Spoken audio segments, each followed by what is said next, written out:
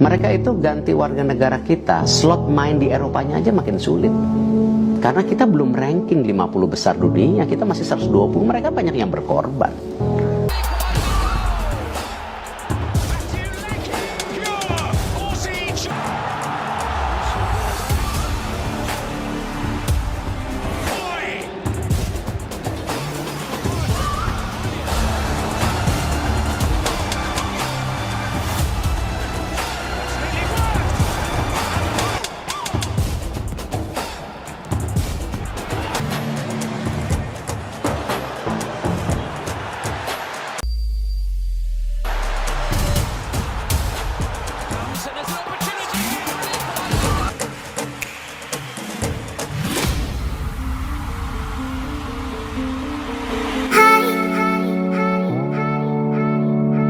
Gelombang naturalisasi timnas Indonesia berlanjut pengamat bisa menambah kedalaman tim dan memperkaya game plan.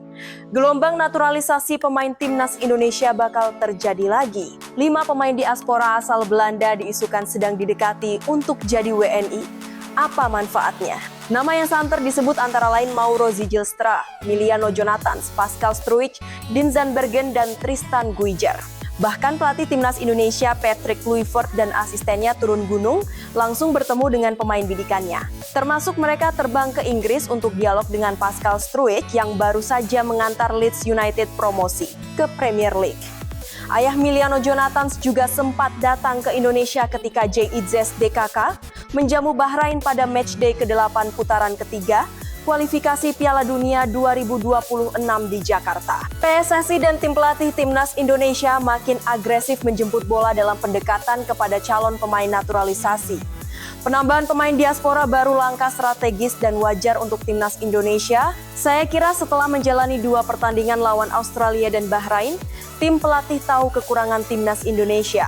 Menurut kita materi yang ada sekarang sudah cukup, tapi di mata pelatih masih kurang. Nah, kekurangan itulah yang sedang ingin ditutupi dengan mencari pemain naturalisasi baru, ujarnya. Pemain baru nanti akan menambah kedalaman tim dan bisa memperkaya game plan di lanjutan kualifikasi Piala Dunia 2026.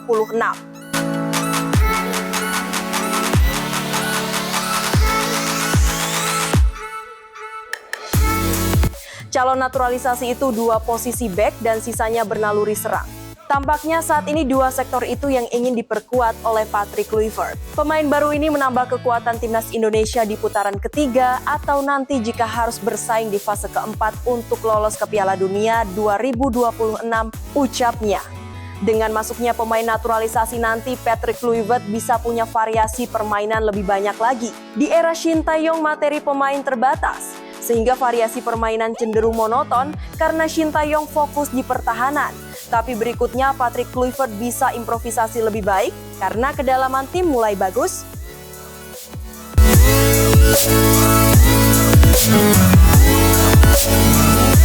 Selamat datang Pascal Struijk di Timnas Indonesia, ini bisa bikin Cina ketar-ketir. Atmosfer panas mulai terasa menjelang laga penentuan antara Timnas Indonesia melawan Cina pada 5 Juni 2025 mendatang dalam lanjutan grup C kualifikasi Piala Dunia 2026 zona Asia. Pertandingan krusial ini akan digelar di Stadion Utama Gelora Bung Karno, Jakarta dan diprediksi menjadi salah satu laga paling menentukan nasib 2 tim yang kini berada dalam tekanan besar. Timnas Indonesia saat ini menempati posisi keempat klasemen sementara grup C dengan koleksi 9 poin hasil dari 8 pertandingan. Posisi ini masih cukup menjanjikan untuk menjaga peluang lolos ke babak selanjutnya.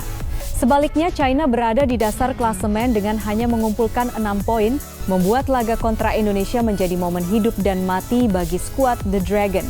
Menambah bumbu panas laga ini, rumor bergabungnya pemain berdarah Indonesia, Pascal Struijk, ke dalam skuad Garuda semakin ramai dibicarakan. Bek tengah yang bermain untuk klub Inggris Leeds United ini tengah menjadi sorotan media, tak hanya di Indonesia, tetapi juga di China dan Belanda. Struijk, yang memiliki darah keturunan Indonesia dari garis kakek neneknya yang berasal dari Surabaya, disebut-sebut siap menjalani proses naturalisasi untuk memperkuat timnas Indonesia. Dengan postur tinggi menjulang 91 meter dan pengalaman bertanding di kompetisi elit seperti English Championship dan Premier League, Struijk dianggap sebagai aset penting yang bisa memperkokoh lini belakang timnas Indonesia. Pemain berusia 24 tahun ini sebelumnya berharap masuk dalam skuad timnas Belanda. Namun, persaingan ketat di lini pertahanan Oranje membuat peluangnya menipis.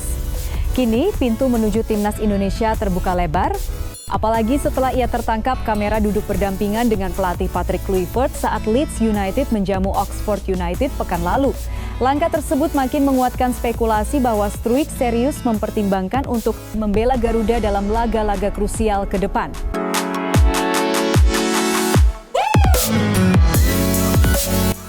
Apabila proses administrasi naturalisasi berjalan lancar, sang pemain bisa langsung tampil saat Indonesia menjamu China dan Jepang pada Juni mendatang. Kabar ini ternyata menimbulkan kekhawatiran di kubu lawan, khususnya media China. Media lokal di sana menilai bahwa kehadiran pemain sekelas Struijk bisa menjadi ancaman serius bagi peluang China untuk mencuri poin dari laga tandang mereka di Jakarta. 现在是早上的9点钟澳洲时间。那此时此刻，我们正在堪培拉的国会大厦。 Dengan menyebut situasi ini sebagai mimpi buruk baru bagi The Dragon, media Cina menggambarkan betapa berbahayanya timnas Indonesia jika diperkuat oleh bek sekelas Eropa. Cina yang sebelumnya masih menaruh asa untuk merangkak naik di klasemen harus menghadapi kenyataan pahit bahwa mereka bisa semakin terbenam jika gagal meraih poin dalam 2 laga sisa. Kehadiran Struijk di skuad Garuda bisa membuat pertahanan Indonesia lebih tangguh dan terorganisir, sesuatu yang memang menjadi kekurangan tim dalam beberapa laga terakhir. Sisi lain, Indonesia mendapatkan suntikan semangat baru dari wacana kedatangan pemain naturalisasi. Struijk bisa menjadi bagian dari strategi panjang untuk meningkatkan kualitas tim nasional secara menyeluruh. Meski proses naturalisasi tak semudah membalikkan telapak tangan, optimisme tinggi terus digaungkan oleh berbagai pihak.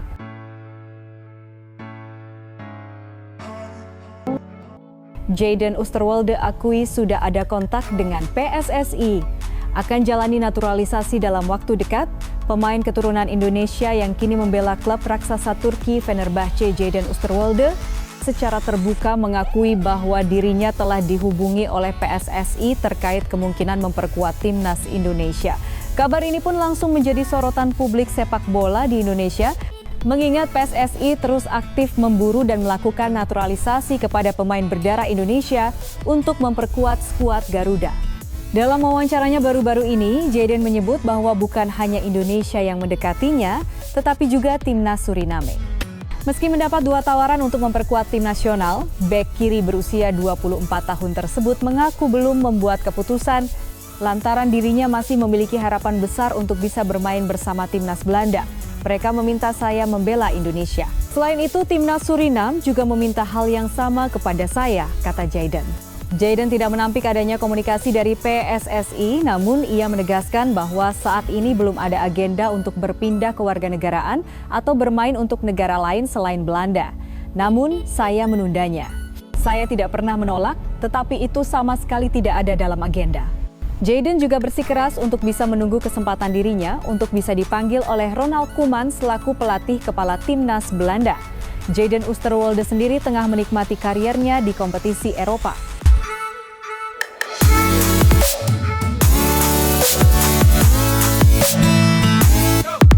Bersama Fenerbahce, ia tampil reguler dan menunjukkan performa yang menjanjikan.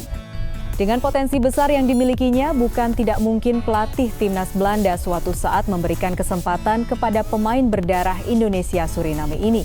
Meski demikian, ketertarikan dari PSSI patut diapresiasi sebagai bagian dari strategi jangka panjang untuk memperkuat timnas Indonesia.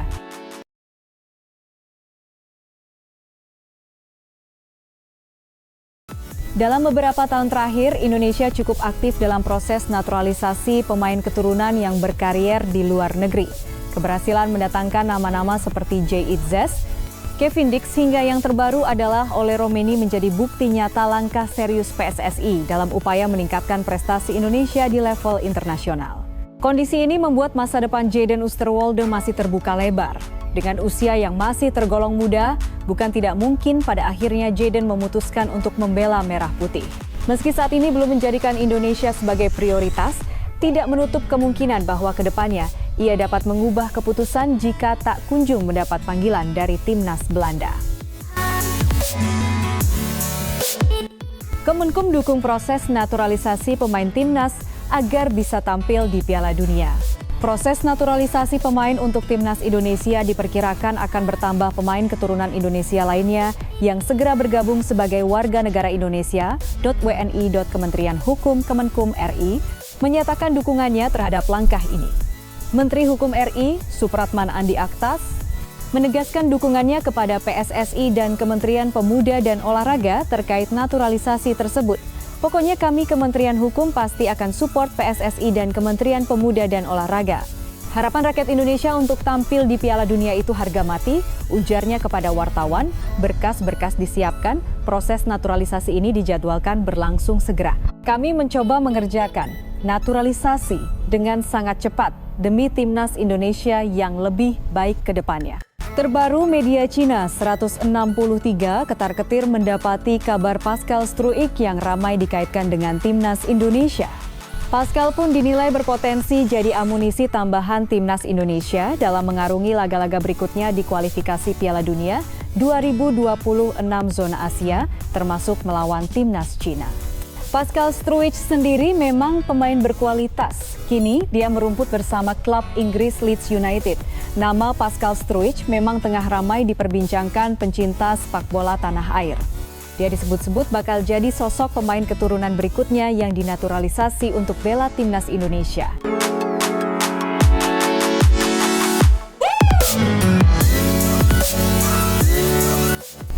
Kabar itu makin ramai disorot usai Pascal Struijk kedapatan berada di tribun sama dengan pelatih timnas Indonesia Patrick Kluivert.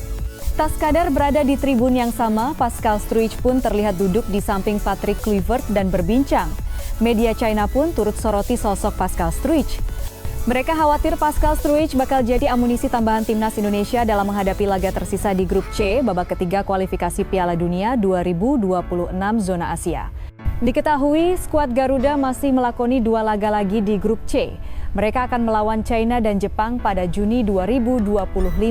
Bagi China sendiri, laga melawan timnas Indonesia jadi krusial dalam menjaga asa mereka lolos ke Piala Dunia 2026. Sebab kini China 3 posisi yang bisa dimainkan Pascal Struijk jika resmi dinaturalisasi timnas Indonesia.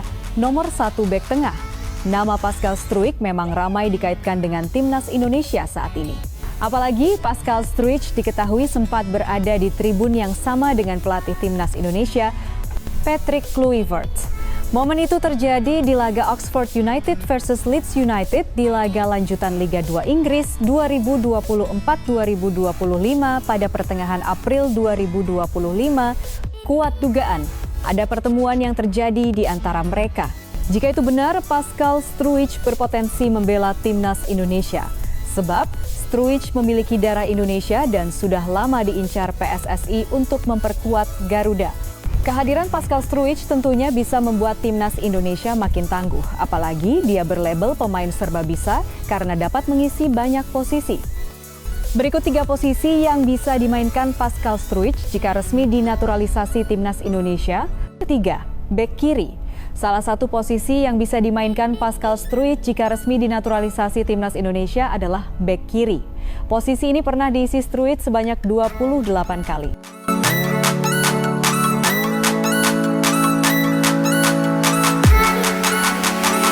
Kalau bermain di posisi tersebut, Struijk pun bisa tampil moncer. Dia bisa mencetak 3 gol dan 1 assist. 2. Gelandang bertahan. Lalu Pascal Struijk juga bisa bermain di posisi gelandang bertahan.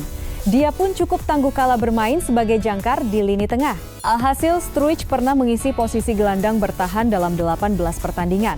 Di posisi ini, dia pun bisa turut cetak gol dengan catatan sudah ada 2 gol yang tercipta. 1. Bek tengah. Terakhir ada bek tengah. Posisi ini paling sering dimainkan oleh Pascal Struijk. Total, dia sudah tampil di posisi bek tengah hingga 128 pertandingan. Tak hanya cakap menjaga lini pertahanan, Pascal Struijk juga bisa bantu cetak gol kala bermain di posisi ini. Dia mencatatkan 16 gol dan 3 assist kala bermain di posisi tersebut.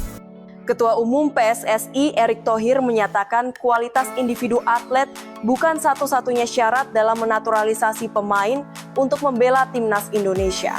Skuad Merah Putih belakangan identik dengan pemain-pemain naturalisasi lantaran kedatangan pemain dari Eropa yang gencar dalam kurun 1 tahun belakangan atau di saat Erick Thohir menjabat sebagai orang nomor 1 di PSSI. Erick menjelaskan dirinya bukan perintis, melainkan pewaris dari program naturalisasi pemain timnas Indonesia.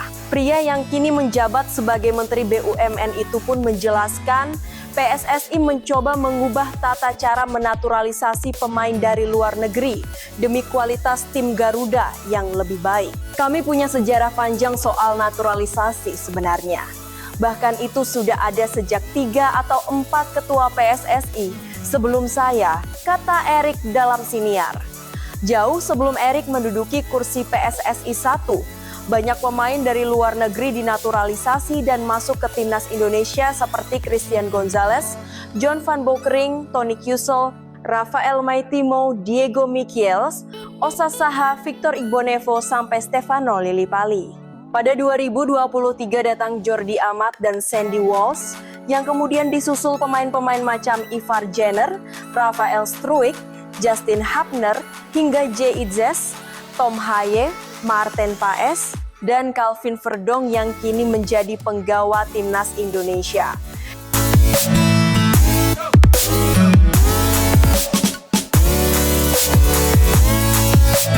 Erick menjelaskan kualitas tetap jadi sorotan utama dalam melakukan seleksi untuk naturalisasi pemain, namun di sisi lain ada pertimbangan lain yang tak kalah penting. Bukan hal baru, namun kami coba memperbaiki naturalisasi ini dengan pemain yang berkualitas dan juga memiliki jiwa nasionalisme. Kami tidak hanya membawa siapa saja, saya sangat percaya hati dan pikiran harus diberikan semuanya, terang Erick. Saya ingin semua orang yang datang ke pertandingan tidak hanya pemain, pelatih, dan supporter yang memberikan dukungan luar biasa, mereka juga membawa hati.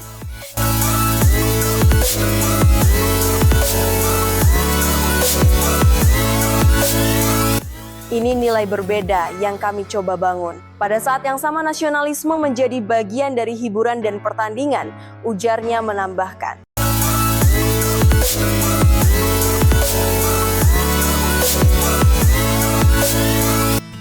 Ciro Alves disebut bakal menjalani naturalisasi untuk menjadi warga negara Indonesia, WNI, tapi belum tentu untuk bisa membela timnas Indonesia. Ciro Alves sangat terbuka untuk bisa menjalani proses naturalisasi agar menjadi warga negara Indonesia. Anggapan ini mencuat setelah kabar pemain 35 tahun itu akan hengkang dari Persib Bandung di akhir musim ini. Ciro Alves telah memberi pengumuman bahwa dirinya akan tidak berada di Persib Bandung lagi. Setelah musim 2024-2025 berakhir, kabar ini meninggalkan kesedihan bagi bobotoh hingga banyak dari mereka yang mendesak Ciro Alves agar dinaturalisasi untuk bisa masuk slot pemain lokal, sehingga bisa tetap berada di Persib Bandung. Istri Ciro Alves, Maria Eduarda Mondadori sendiri sangat terbuka dengan rencana berpindah kewarganegaraan menjadi WNI. Bahkan Maria terang-terangan mengaku sangat betah berada di Indonesia, khususnya Bandung, dan berencana membuka bisnis di sini. Kita mau bisnis di sini, kita ambil rumah, kita mau tinggal di Indonesia, kata Maria dalam live TikTok beberapa waktu lalu. Tapi kita harus naturalisasi bertiga, Ciro, istri, dan anak. Di sesi live TikTok lainnya, Maria Eduarda mengatakan bahwa ia dan sekeluarga akan tinggal di Bandung. Sehingga mereka akan tetap tinggal di Bandung meski Ciro Alves berpindah klub dan sudah hengkang dari Persib. Saya bicara tiap hari, tiap live, saya orang Bandung, betul? Ujarnya. Mungkin kita tinggal di Bandung selamanya, Ciro tidak bisa bermain di Persib lagi tapi kita mau tinggal di sini. Ciro pindah klub tapi kita pilih Bandung sebagai rumah kita, tambahnya. Meski Ciro Alves membuka peluang naturalisasi untuk jadi WNI, tapi untuk bisa membela timnas Indonesia adalah lain hal. Secara aturan, Ciro Alves bisa menjadi WNI karena sudah tinggal menetap di Indonesia selama 6 tahun. Ciro Alves pertama kali datang ke Indonesia pada 2019 saat direkrut Tirakabo dari Chonburi FC. Menpora Dito Aryo Tejo pernah menyatakan kalau ingin mengetatkan program naturalisasi untuk timnas Indonesia. Pemain yang dinaturalisasi harus memiliki darah atau keturunan Indonesia, sedangkan Ciro tidak. Saya kira naturalisasi ke depan tidak dihentikan, tapi filter dan kontrolnya yang harus diperhatikan, kata Dito pada Juni 2024 lalu. Proses naturalisasi ini sendiri yang kebetulan pemain diaspora kita adalah strategi jangka pendek. Naturalisasi untuk kepentingan timnas dan naturalisasi sekarang ini harus memiliki darah Indonesia, tambahnya. Cek harga pasaran 3 calon pemain naturalisasi tambahan di timnas Indonesia. Tinggi banget.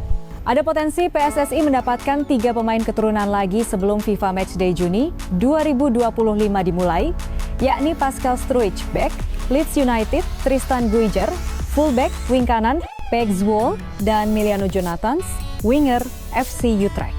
Pascal Struijk kedapatan berada di tribun yang sama dengan pelatih timnas Indonesia, Patrick Kluivert, saat Oxford United menjamu Leeds United pada Sabtu 19 April 2025 dini hari WIB.